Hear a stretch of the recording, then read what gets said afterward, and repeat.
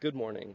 My name is Sawyer Barron, and today I'll be telling you about the case for UX design and why it's important in all fields of design.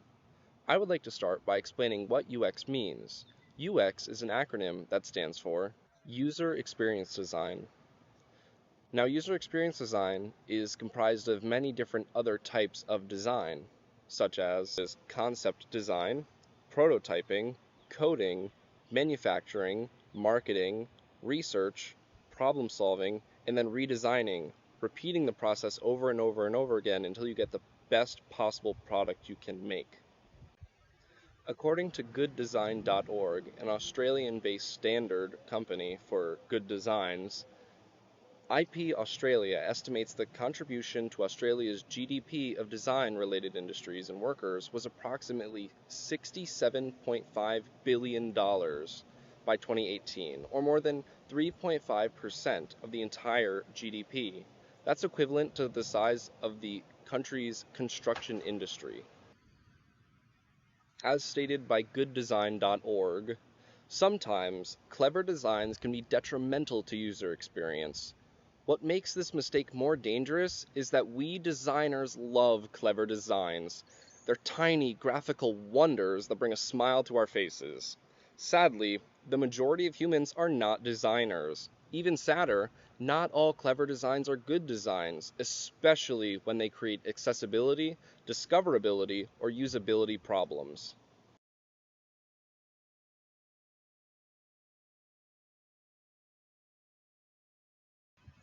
Now, we're going to explore some of the rules of good design and why it's important.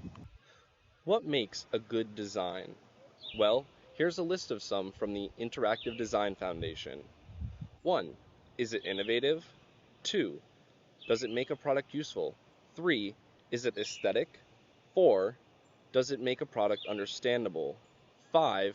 Is it unobtrusive? 6. Is it honest? 7. Is it long-lasting? 8. Is it thorough and down to the last detail? 9. Is it environmentally friendly? And finally, 10. Does it involve as little design as possible? Now, let's keep those in mind as we move on to a world without UX. Right off the bat, we have an example of a staircase leading from two doors downstairs in an apartment building, and it's not very difficult to see how this is a very unsuccessful design. It's impractical, probably dangerous, and I certainly wouldn't want to be using those stairs anytime soon. Next, we have an example of some bad graphic design and typography. As you can see, it clearly reads 35-hour recipe, soured, ugh. Doesn't really get the point across, doesn't look very appealing to the user. Now I present a classic cursed example of just horrible interior design, a carpeted bathroom. I don't really need to go on and say how badly an experience of a carpeted bathroom must be. I think it really speaks for itself. Not only can some designs be poor, unusable, gross, but some can be dangerous. One Reddit user posted this photo. On the left, you can see the smooth, slow steps down to the base you see there.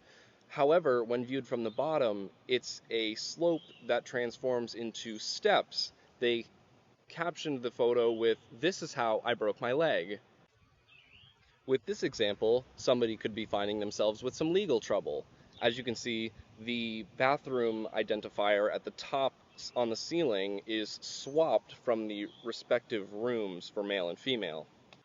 Similarly, another Reddit user posted this image saying, "Guess who activated the fire alarm today?" In this picture, we see a ladies' room with right next to it the fire exit door. Most would assume, obviously, that it would be the men's room. However, it is not. It is an unsuccessful solution. It is unintuitive. It is confusing. Here is one of my favorites. You have this beautifully designed security door that you can see through. You can see the other person on the other side that they want to come through. It's just a general beautiful design overall. However, it is also shaped like a ladder. Anyone with arms and legs can easily climb up and over the security gate, which obviously renders the design completely useless. Now I show you a design that affects those with disabilities. As you can see on the bus, we have two alarms. We have the alarm and we have the stop button. If you'll note, both the alarm and the stop button have the same braille pattern. Not really helpful for somebody who can't read whether it's the alarm or the stop button.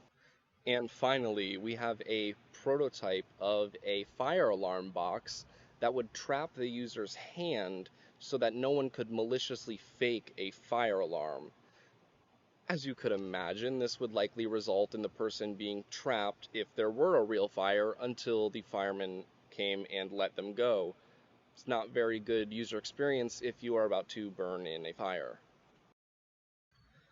When considering everything I've mentioned, it's easy to see how good UX design is so important, as it promotes accessibility and productivity, it's good for the economy, and it makes life just more enjoyable. Thank you for listening to my presentation.